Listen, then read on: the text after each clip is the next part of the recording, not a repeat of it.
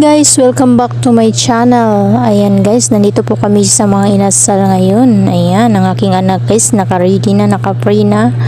At ako din naka-solo rice. At sila naka-unler rice po. Oh, grabe naman oh, unler rice pa sila.